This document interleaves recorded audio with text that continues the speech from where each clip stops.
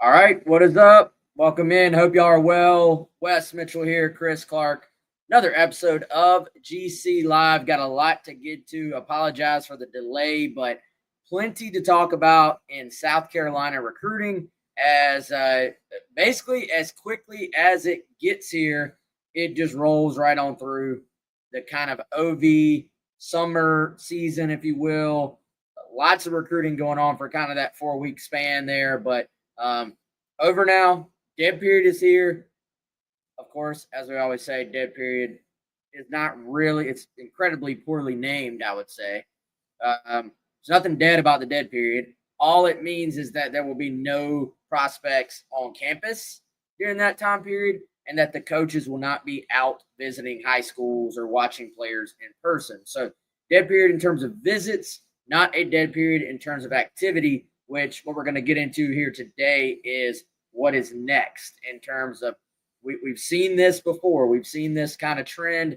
The guys take their visits, and then it is time to sit down, process what they've seen, make decisions, and then go from there. So first, let me tell you about our buddy Clint Hammond of CMG Home Loans, ClintHammond.com, 803-422-6797, NMLS number 71597. Like we always tell you, if you're in the market for a home or you've just been thinking about home ownership and want to know what that may look like, hey, is this going to be cheaper than renting, or how much more money would it be than renting? How much down payment do I need? All those different factors, Clint can walk you through it and just make for a simple process for you. So, all right, y'all, let's dive into it.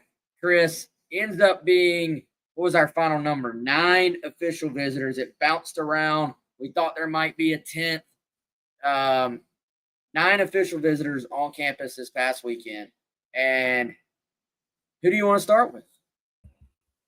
Ooh, man, that's a good one. By the way, I want to say this real quick about the dead period. I hereby petition to rename it just the no visit period. Right? Because that's the only, that is really the only thing that's not allowed during the dead period. No coaches can go visit players. Players can't visit campus. Nothing else about it is dead. A lot of guys are going to be deciding. There's going to be a lot of phone contact. There's going to be DMs. There's going to be Zoom calls. It's just a no visit period. That's all it is. Let's start with Smoke Matthews. Why don't we do that? Samari Matthews out of North Carolina. A long-time target for South Carolina. Torian Gray, Shane Beamer, they offered very early here. He's ranked by the On3 industry ranking. The weighted average is, I think, Wes, the number 9 corner in the country. It's a guy we've seen in person. Very impressive player. Really good prospect. He checks those boxes that Torian Gray looks for. A kid who, right here in the Carolinas, couple hours, if that, up the road, and has been the subject of a pretty intense recruiting battle, Wes. There have been a lot of programs on and off of Smoke's list. Clemson was one for a while, right? For a while, it looked like this was a Palmetto State battle between Clemson and South Carolina. Tigers kind of fell out of it. FSU's been in it. Some others. Texas has kind of risen in the last several weeks. Got an official visit the weekend before last. Longhorns have been the main competition. Even a little industry buzz, Wes, about Texas after Samari took his official visit there last weekend. But the Gamecocks always had the last official visit at bat here going into the end of June and into July. Samari planning on announcing this decision, I think, August 10th. And I think this is just what the doctor ordered. Get him back on campus, get him on campus with some guys that he knows, like Tamarian Watkins, like Jazavian Currents, who's already committed to South Carolina, and just kind of reinforce what he really likes about the Gamecocks. Yeah, and officially August 10th, I can see that changing. Possibly, we'll see. I don't know. I talked briefly with Smoke, and then we had the interview there as well on the site from Sam Spiegelman. I got the impression like he's ready for this thing to be over. So we'll see if that ends up being the case in terms of that actual decision date.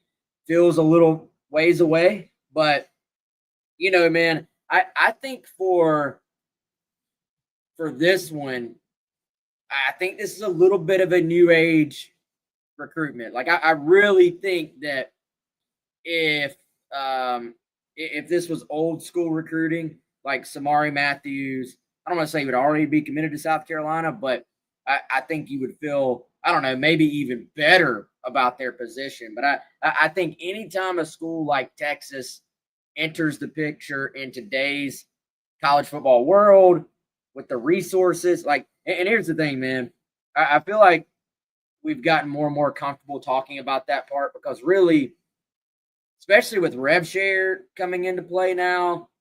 I mean, rev share is literally pay for play.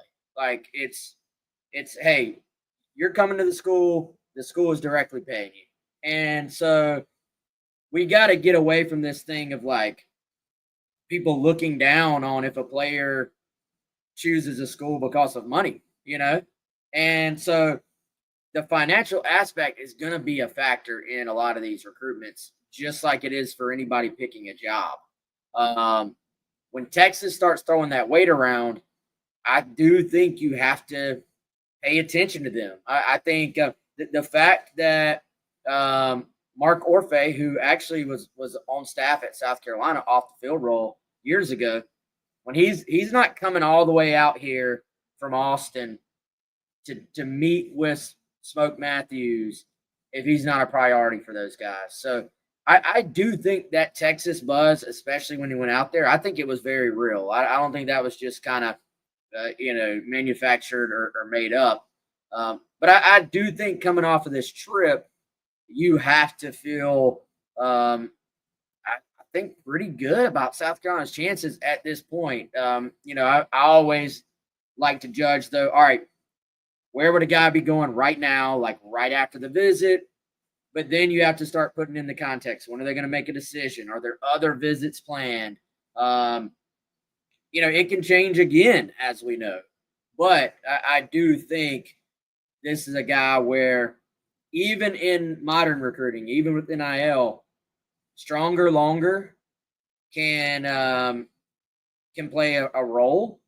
And also, as I was reminded, we were both reminded, hey, it's not like South Carolina is telling guys, come here, you're going to be playing for free.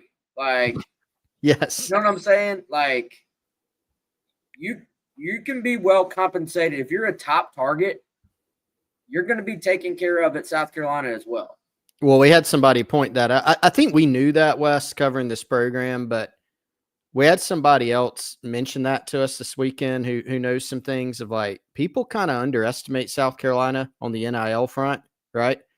And I think they have for a while. You can't, like, if you need more evidence, just look at last year, right?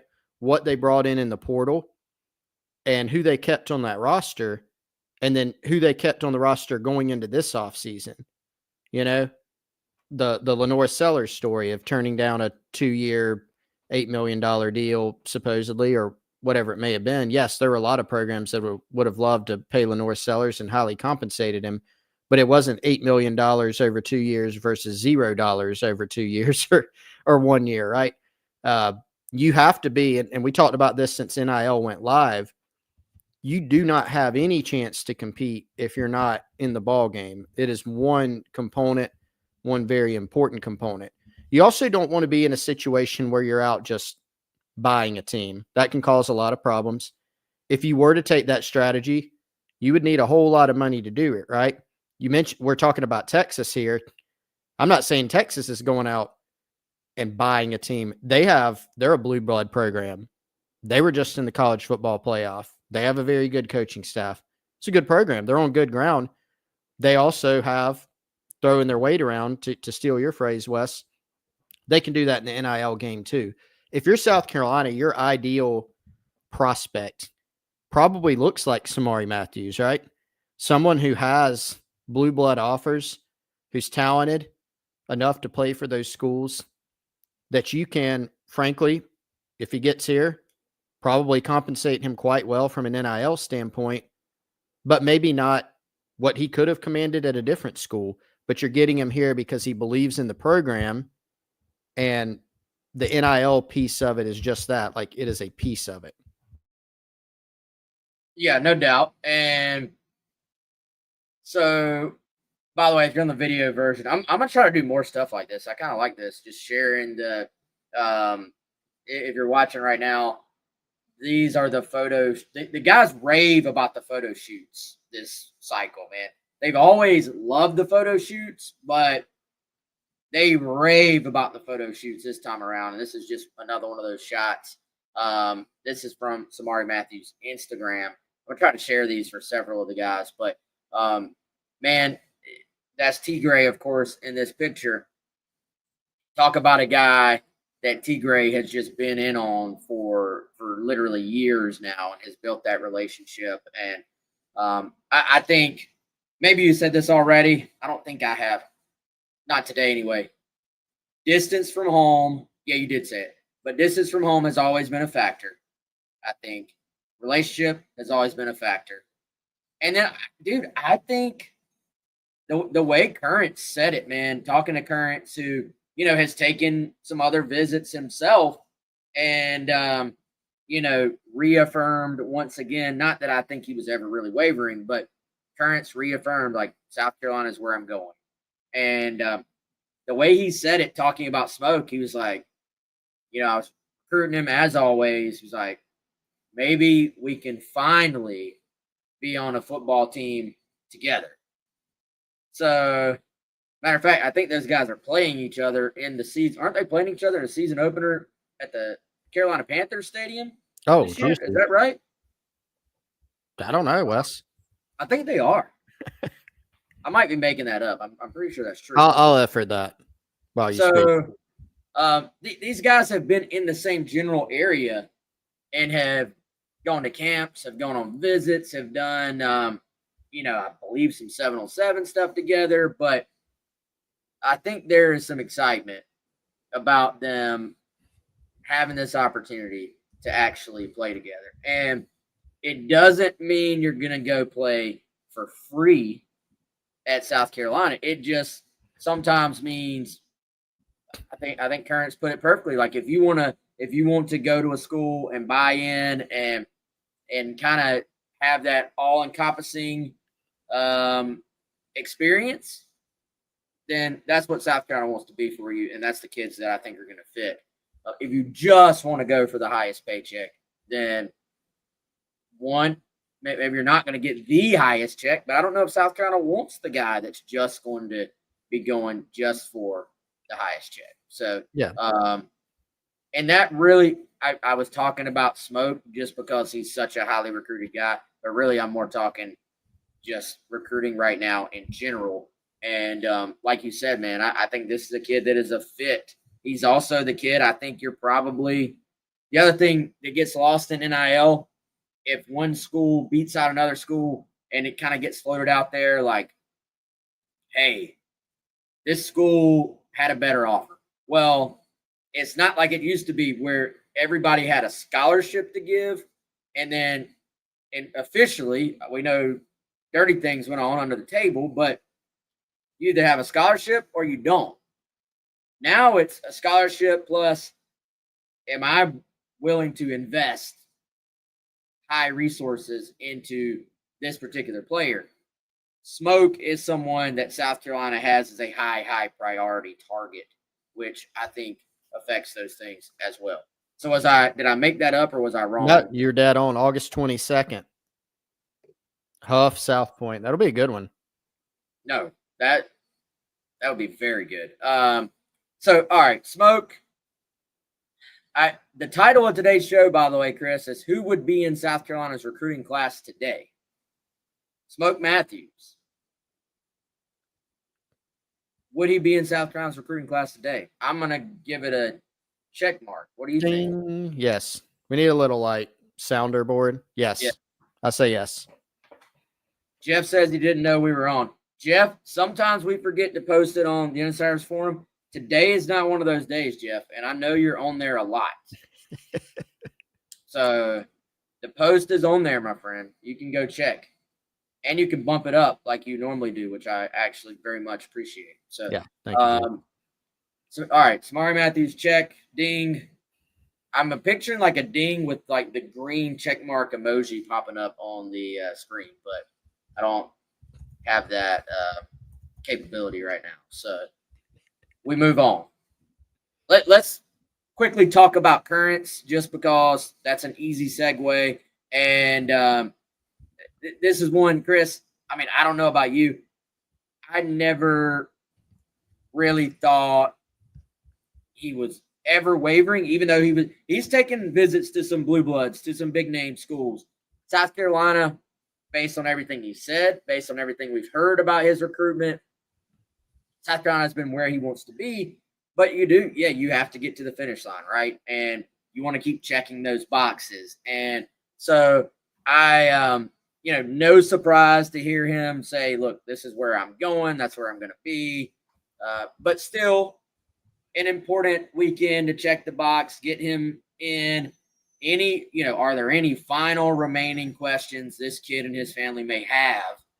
This weekend was the time to explore those questions. Yes, and all the answers that at least we got, and I think we got what the real deal is there. Everything seems great. I mean, you can go on Jasavian Currents's Twitter account right now and pull up his some photo galleries from the photo shoot, some cool pics of him and the family, captioned, wait for it, the family, hashtag the family. So, I mean, he's recruiting for South Carolina. He was an early commitment. And you're right. What if there was a little bit in there, Wes, you go, oh man, Currents just visited Michigan, Oh, Currents just visited Florida State. Oh, he just visited A&M. But you do keep in mind, this is a guy that committed very early. He's got relationships with these other coaches. You get to go through the recruiting process once in your lifetime. And so there have been those schools and Texas and some others that have continued to recruit him. But you always felt like it was going to be very, very difficult to pry him away for South Carolina. Good to get him on campus for the last OV weekend of the summer and just really kind of reinforce that. I think so. When you pull up his huddle, it says athlete, it says DB, wide receiver.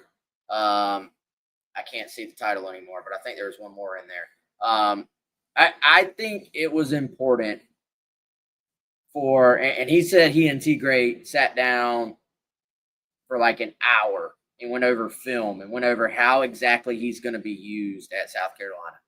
I think that was important just to reiterate, like, hey, we have had success with big-bodied safeties here. You're not a linebacker. You're not a guy we're trying to grow out of the position. You're a defensive back. Nicky Memori was a big defensive back and had success here. That's our plan for you.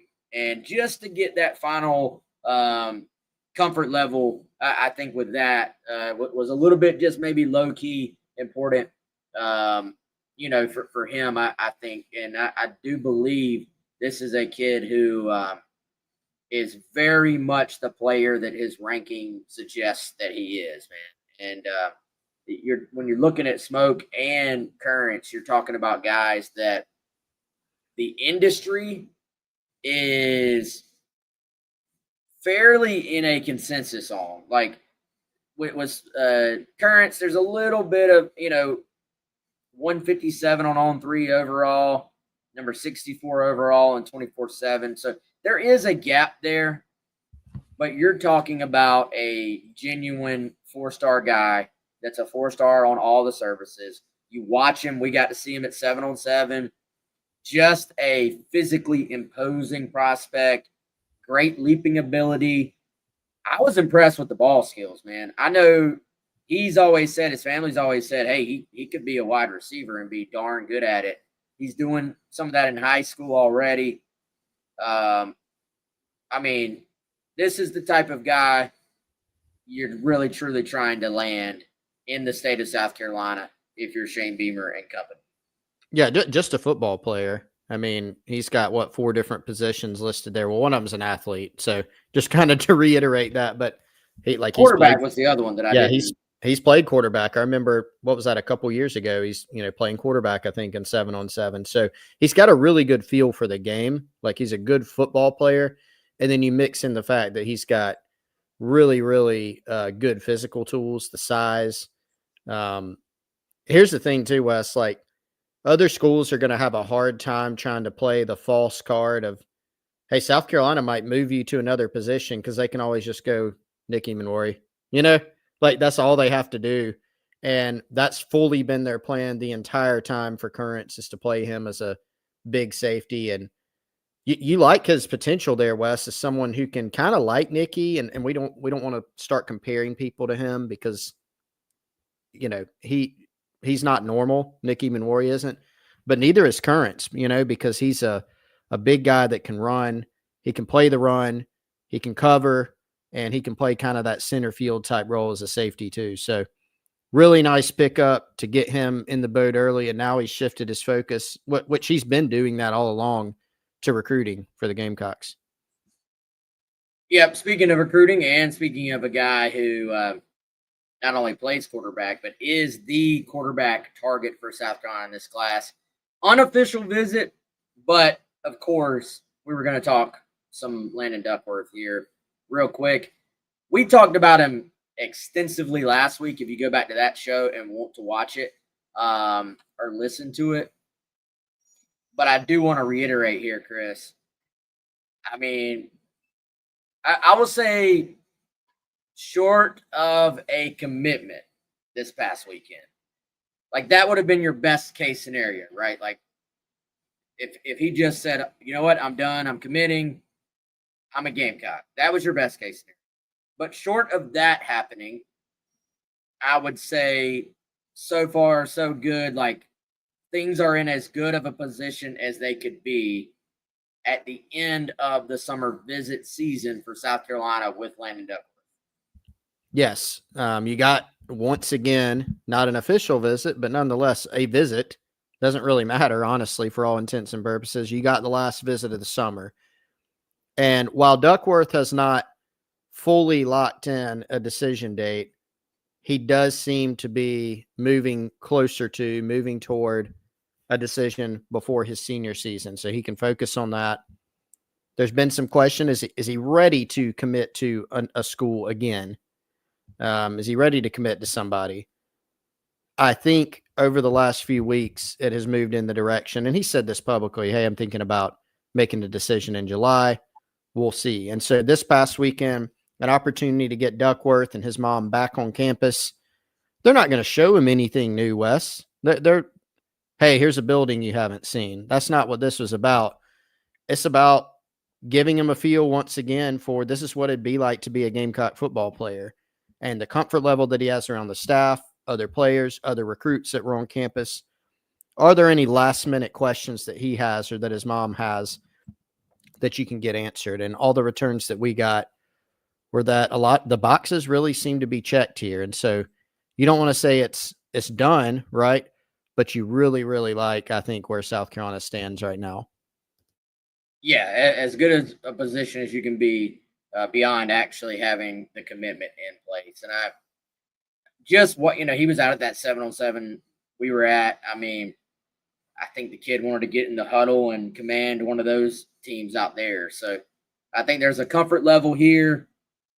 Mom was with him again, which I think that's an important piece of this, making sure she's comfortable, making sure, she's ready for him to commit to wherever he's going.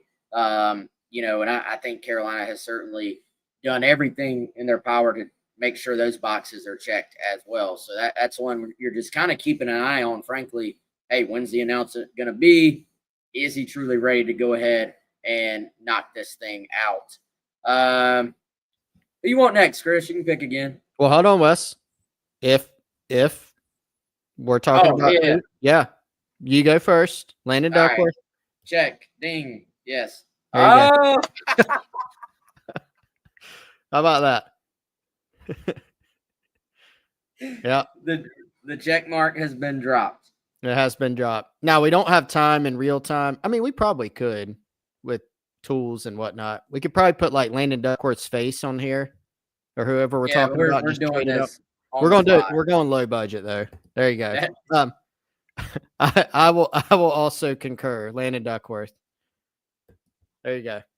Hey, do you have an X ready too for later? Ooh. No, but I'll get one.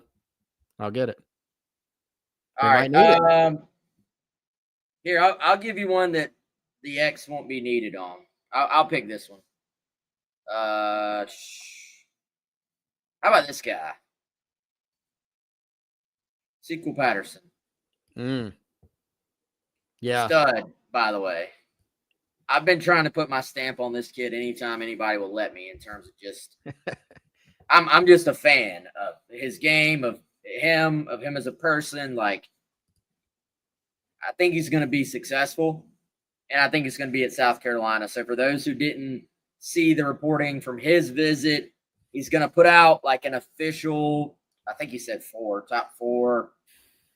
It's been South Carolina, it's been Tennessee, Georgia has been mentioned. I'm sure those three will be in there.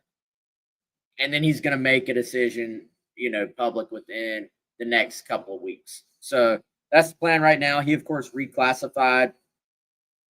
Kudos to South Carolina for getting him in, getting him on campus, making sure the official visit was able to take place as he, went through that process to get reclassified from 2027, 2026. And great relationship with Mike Furry. Great relationship overall at South Carolina, I think, with the other coaches. And, dude, you plug this kid in with the context of what they brought in with that high school class last cycle. And, man, you're cooking at that point. Yeah. No, I mean, it's interesting because when he was still in the 27 class early on, pretty early, he was one that I'll admit I looked at and went, all right, this is an in-state guy. He's talented. Like, he has an offer. But I'll admit to wondering how in the game, like, is this a guy that might end up out of state? You just kind of got that sense.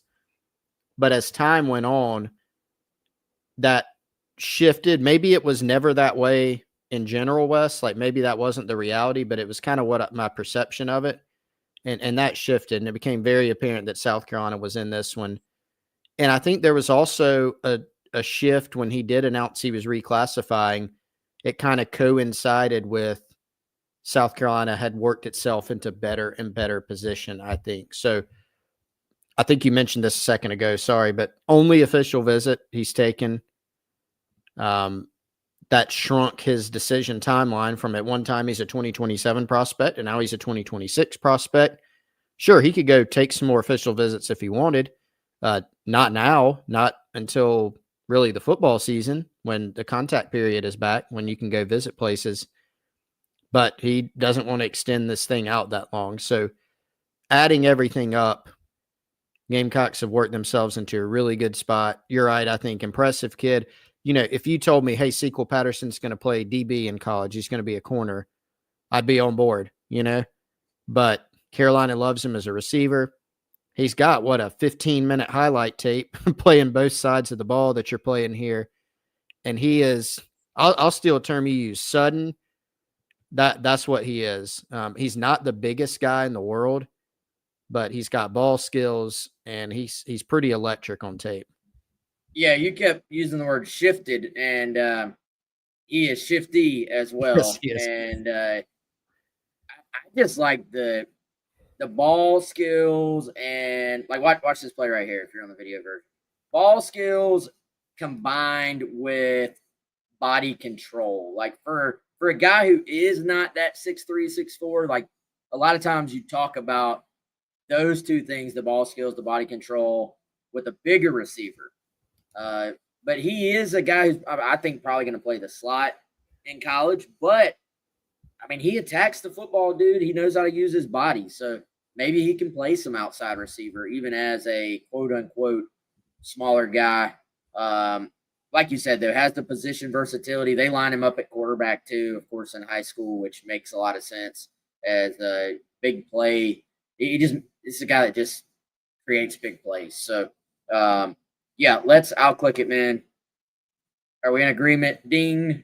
Ding, we are in agreement. Yep. Yeah, I don't think that one is a doesn't feel like a massive secret at this point. I think it'd be a major upset if he does not end up in Columbia.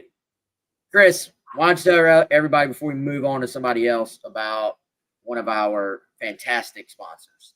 I will. Wes, man, I tell you what, that last DB rep on the tape almost made me say Sequel Patterson should be a DB. You know how I like you want to put everybody at DB. So. Man, that was a good one. Palmetto Golf and Belts. Our friend Brandon Cohn has an online shop at palmettogolfing.com. Palmettogolfing.com. That's where you can go to check out some of his latest products. He's working on some new stuff from what I hear. Can't wait to see that.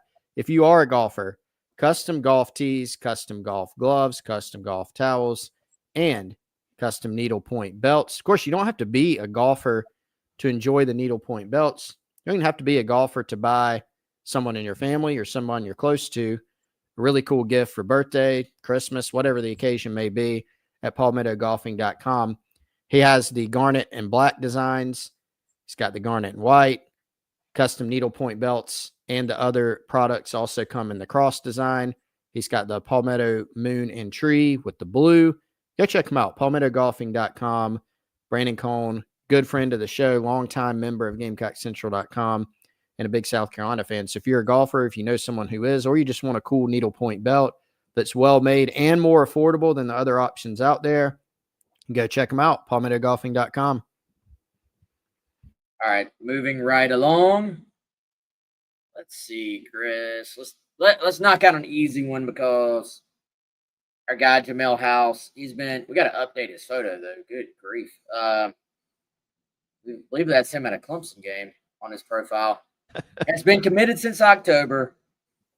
The only thing noteworthy, I feel like, from his visit was that our guy's gotten a lot bigger. Like, he is a physically impressive kid. We saw him at 7-on-7 last year, then saw him fast forward 12 months later, 7-on-7 this year. Has put on 30 pounds, and this has not been from him eating at what's that place in Newberry that has the billboards everywhere? There's like a super popular restaurant. Is like the nice restaurant? Yeah. Figaro? Yeah. Figaro. Yeah. It's not from eating at Figaro. It's from not a sponsor. Yeah, not a sponsor. It's from working. Our guy looks bigger, stronger, faster. And from what we heard, staff really liked what they saw from him at that 7-on-7, has really been happy with the progress. And, he said, hey, I'm locked in. I'm all Gamecock, but I don't really think there's really no even rumors to the contrary there. Like, he's been locked in. And Mike Tyler was his host, showed him a good time. And so we will have to go full on double green on this one too, right? Full on double green. A guy that the staff, just to expand just a bit on what you said, Wes, I think all took note of how much bigger he's gotten, in the past year. Not that they haven't seen him in a year. Oh, who's this? Right. But just the progression, like you notice it spending a prolonged amount of time around a guy over the course of a weekend. And we noticed it too, Wes, from seeing him. I think we saw him last summer, 7-on-7 to this one, bigger in the upper body. A guy who's got some athleticism and some receiver skills at that size is certainly intriguing. Let's go to Darius Gray. Ooh, here we go. It's a juicy 5-star, number 22 overall prospect in the country, number 1 interior offensive lineman in the country, according to the On3 industry ranking. Interesting recruitment, man. That's a good way to put it. Yeah. Very interesting recruitment. Great kid, great family, has been on the radar actually for a long time, has taken a bunch of visits. So I think it's really hard to kind of, as those visits are going on, it's really hard to get a feel for where a guy is going to end up. There was lots of early South Carolina buzz. There's lots of LSU buzz as of late, maybe a little Tennessee in there. Difficult to kind of sort through. But the Gamecocks got the last visit. And it does sound like they pulled out all the stops in trying to come from behind here. Well, it'll be no surprise to hear that for a 5-star guy who's ranked as the number 1 interior offensive line prospect in the country, it's not going to be an easy pull. Nobody, not even Texas or name your blue blood here, nobody signs 5-star guys, elite players, just uncontested. Where do I sign up? Because they've got everybody after them. And these guys want to go through the recruiting process and get recruited and try to make the best decision. And for Darius Gray, man, I think you could take that to the next level even because like back in, last year, maybe even going into early part of this year, you felt really good about where South Carolina stood. But then you have a hurdle in front of you. And that hurdle is you've got the spring and summer.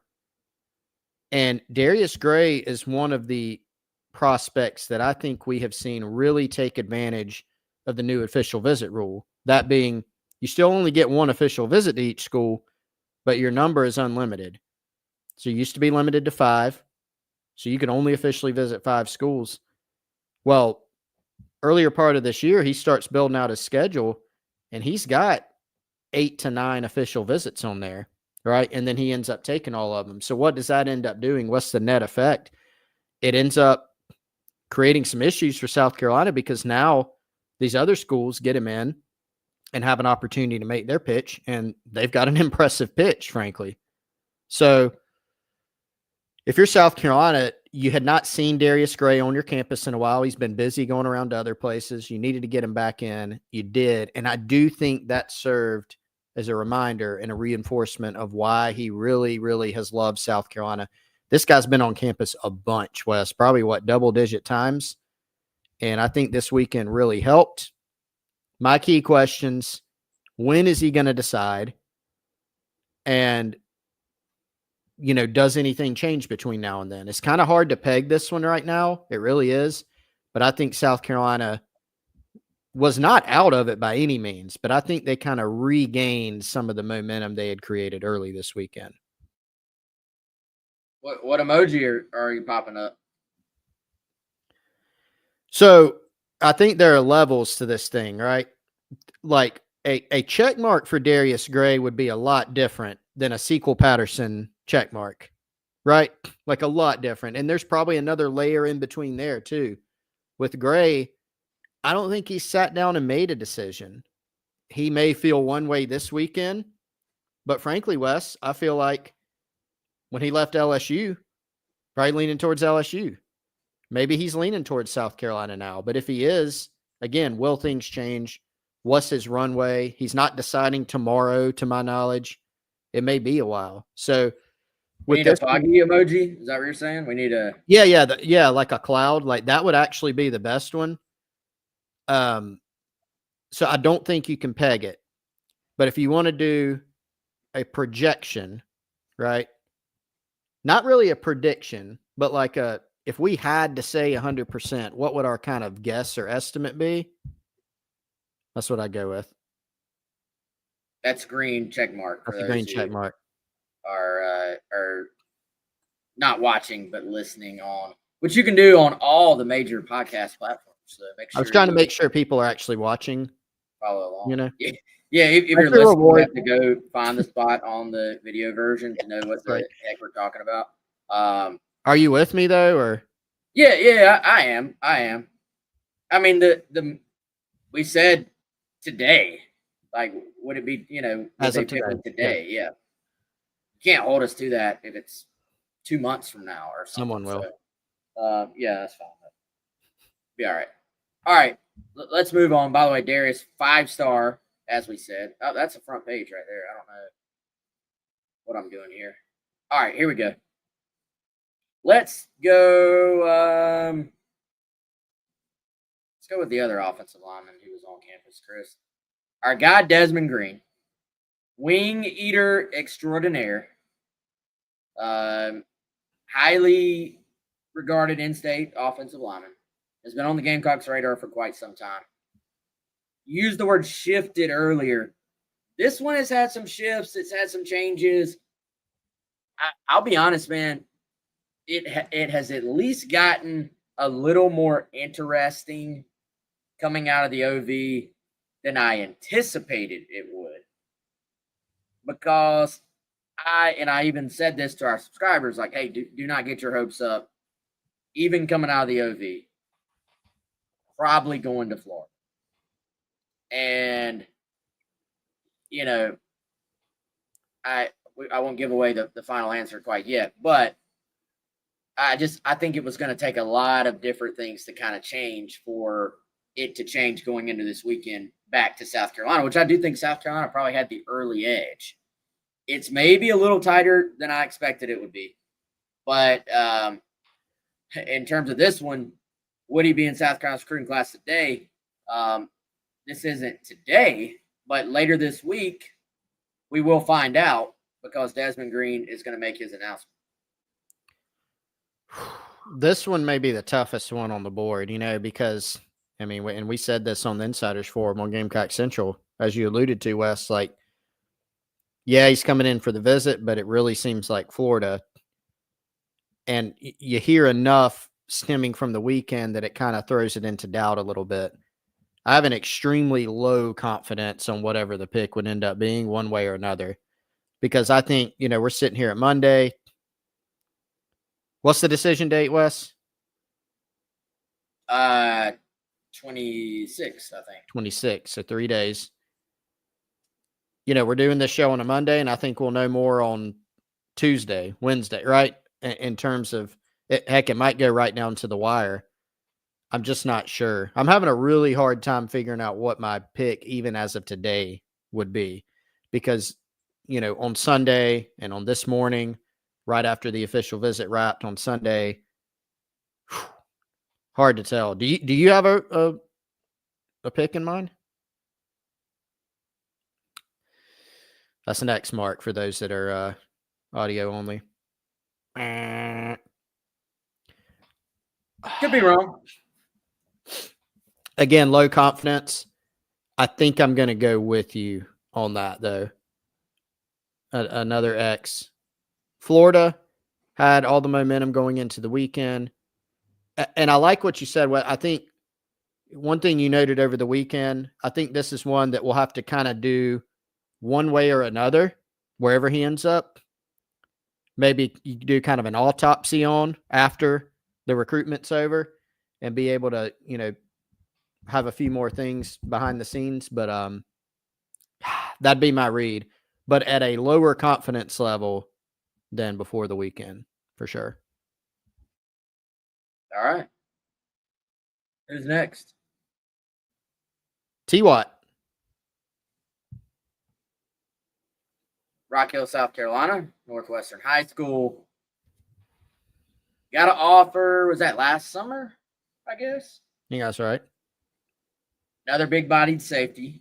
And, this one has gotten somewhat interesting, I would say, just in terms of the number of big-time schools that had gotten involved. Georgia heavily involved, A&M heavily involved, Miami.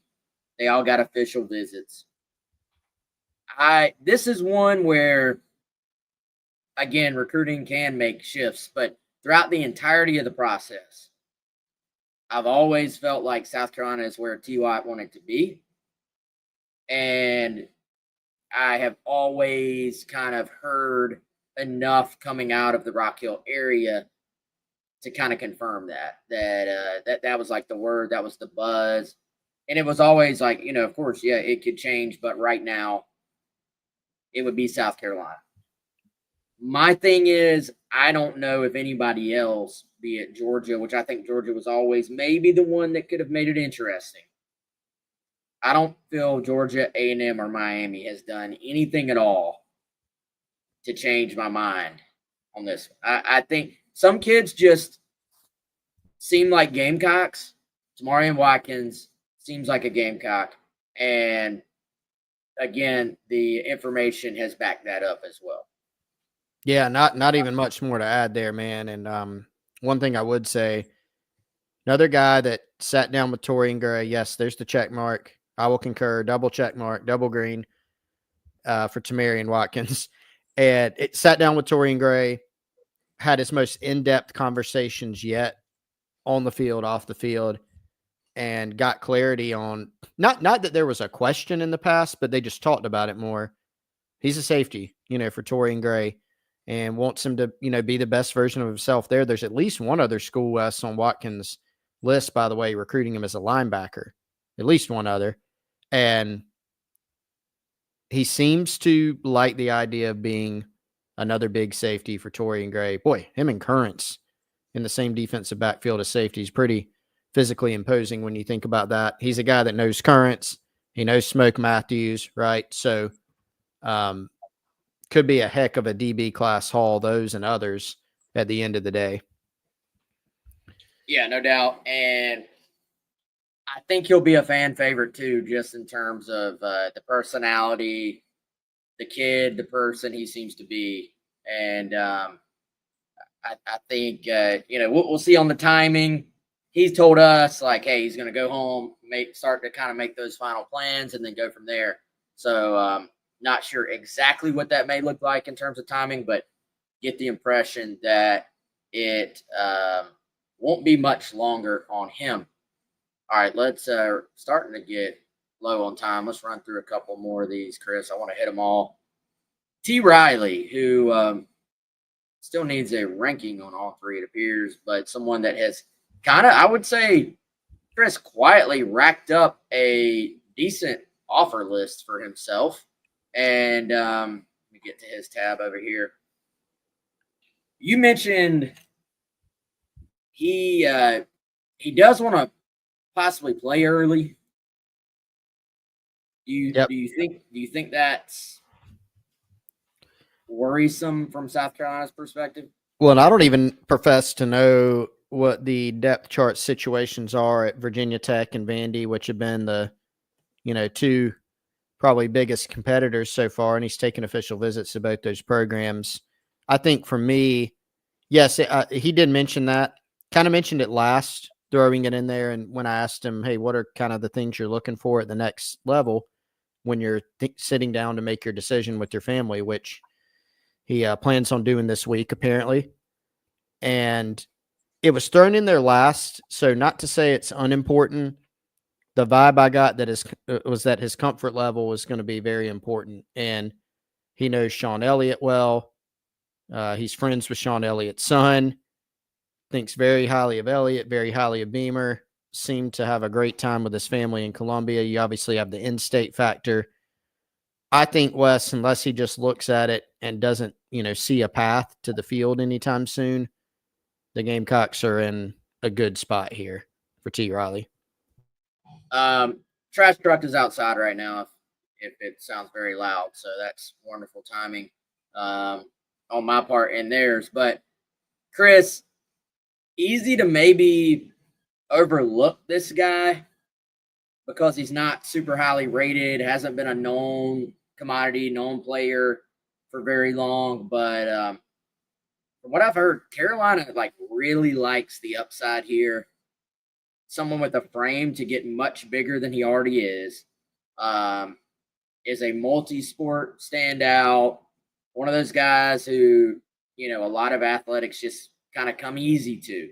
And I don't know that he would be in a position to play early, but I could see T. Riley being one of those guys who comes in, kind of quietly works their way through, has a great offseason in the weight program, and then starts making some noise because at tight end, you need to have that nice mix of athleticism, ball skills, but the frame, the willingness to block.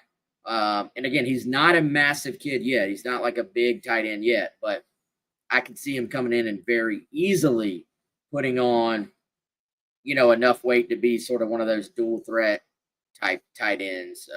If it ends up being South Carolina, we will find out pretty soon. I mean, this is one of those, man, every now and then when you see a team come into the state and take a guy South Carolina wants, and it's just like, well, he knew he'd play more there. That happens. I still, until we hear otherwise, I'm going check mark here. I'm with you. I have a little bit of a hesitation because he hasn't sat down and made the decision yet. I don't think. Again, planning on doing that this week, but I think you got to go with kind of the gut here. I'll go with South Carolina. Let's see, our boy Samorian Wingo, a kid that has not been on campus maybe as much as many of these other guys that were on campus this weekend. Coming in, the buzz was Florida, the buzz was Miami, with the Gators probably out front. But we were told, hey, don't sleep on this, don't sleep on this kid, don't sleep on the possibility of South Carolina making a move. Chris, I think from what you and I heard, like the visit went great. Like, I don't know if the visit could have gone much better from what we heard. Like, if all things were being equal, if Wingo was, if all three schools were in the same state, the same distance, he'd been to all three schools the same number of times, I'm not so sure we're not talking about South Carolina pulling a shocker here and landing this kid, because I think the visit went that well. I still kind of, though, are of the belief that he will be going elsewhere until somebody tells us differently, if that makes sense. I think you laid it out well. And, that it brings back to mind a question we get sometimes of, well, have y'all ever heard of a visit not going great or not going well? And yeah, sometimes they do a really good job with the visits. So they tend to go well. But just because a guy has a good time, heck, an amazing time, doesn't necessarily mean he picks your school, and particularly from a guy from St. Augustine, Florida, who has a couple of in-state options. Those have been the schools that have had the buzz, and I think rightfully so. No, I do think, whoop, there went my mic, Wes. I do think you classify it as South Carolina gave him something to think about.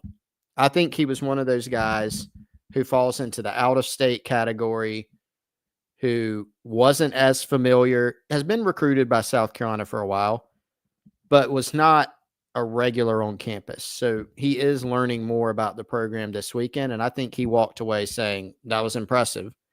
They're legitimately in the mix.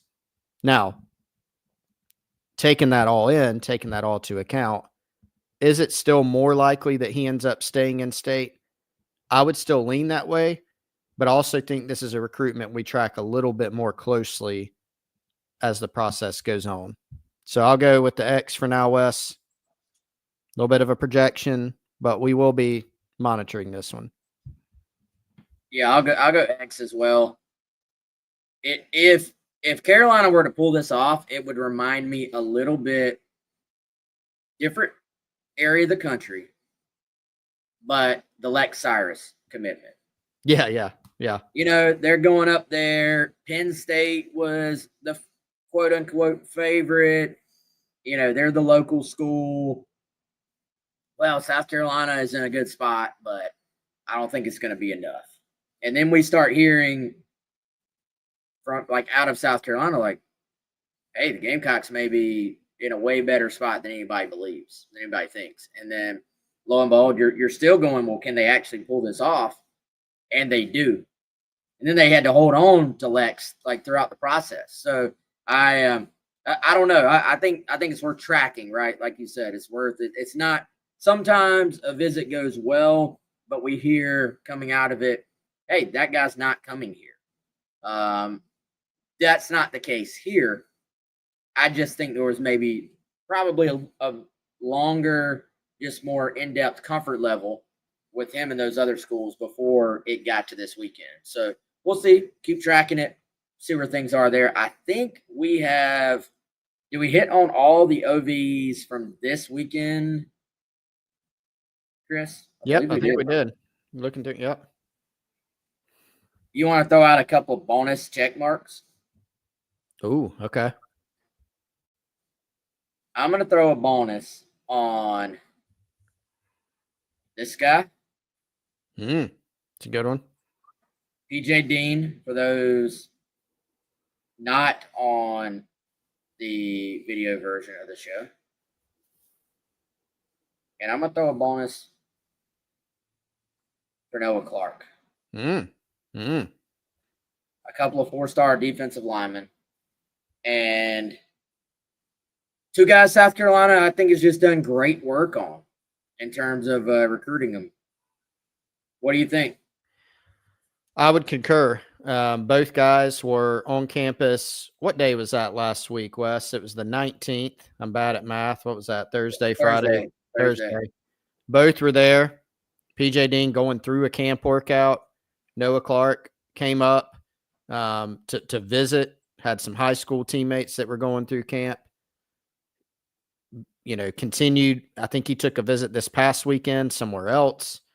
But the Gamecocks, I think, have established themselves actually for quite a while as maybe the team to beat. And I think that's just been reinforced this summer. The official visit for Noah Clark really did that.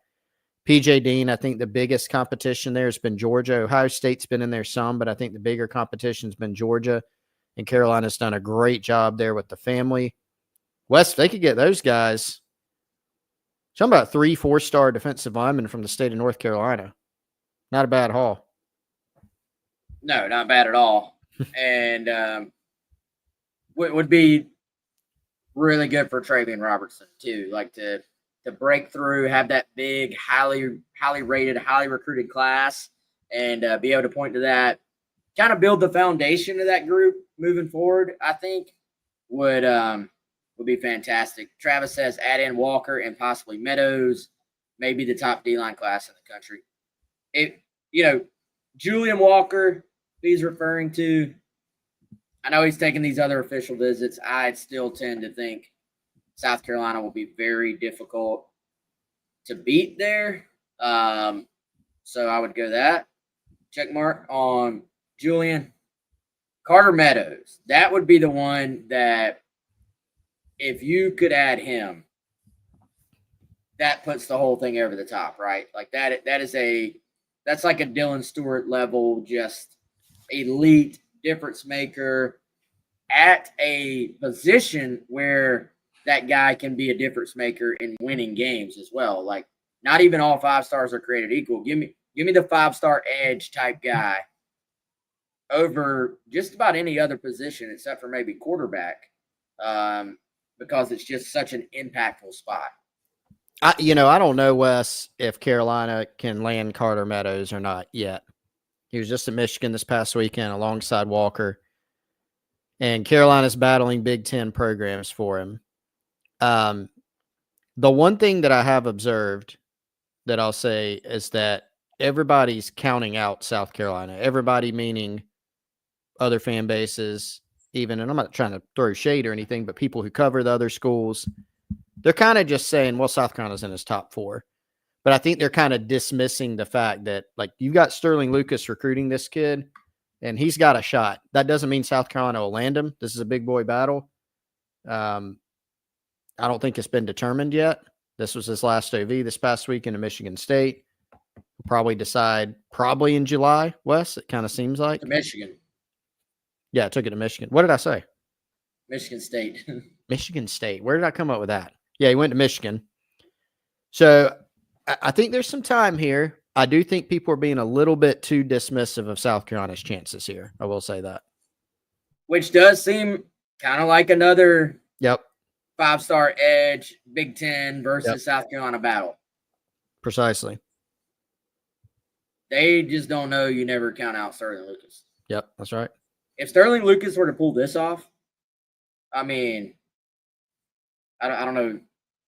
I don't know what you do. Like that's. I don't have anything clever to say. Give him another raise, probably. Yeah. What might happen. He almost pulled it off with Jared Smith last cycle, despite battling Auburn to the end. Yep. So would be huge. And like we said, when Carter Meadows visited, fantastic kid, fantastic family, the exact type of people you want to have in your program, on top of being a 5-star level pass rusher, which obviously is important. So, all right, that's 1 hour on the dot. we're going to get out of here. Hopefully y'all enjoyed the show. Hopefully that was a lot of information packed in there. If you liked what you heard, or if you have other questions, come on over to GamecockCentral.com. That's where we put all the information on a daily basis, especially the days when, we're not having a podcast and all that. You can always come over to our forums, ask questions, read what other people are asking, and check out our content there. Again, GamecockCentral.com. Appreciate y'all listening and joining us here today. He is Chris. I'm Wes. See you next time.